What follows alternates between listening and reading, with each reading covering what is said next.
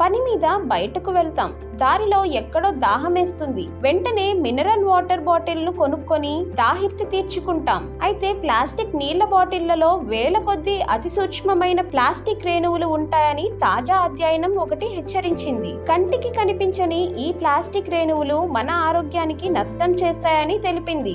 అమెరికాలోని కొలంబియా విశ్వవిద్యాలయ పరిశోధకుల బృందం నిర్వహించిన ఈ అధ్యయనం proceedings of the national academy of sciences జర్నల్లో ప్రచురితమైంది.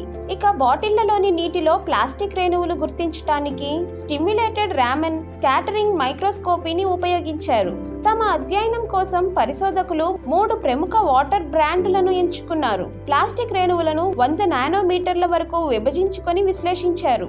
1 లీటర్ నీళ్లలో 1,10,000 నుంచి 3,70,000 వరకు రేణువులు ఉన్నట్లు గుర్తించారు. వీటిలో 90% నానో ప్లాస్టిక్ అయితే మిగిలినవి అంతకంటే పెద్దవైన మైక్రోప్లాస్టిక్ రేణువులు.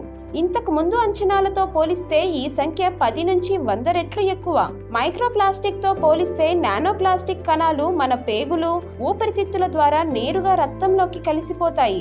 రక్తం ద్వారా గుండె, మెదడు తదితర అవయవాలకు చేరుకుంటాయి. కణాలలోకి నేరుగా కూడా చొచ్చుకుపోతాయి. గర్భిణి బొడ్డుతాడు నుంచి కడుపులో ఉన్న పిల్లల శరీరాలకు చేరుకుంటాయి.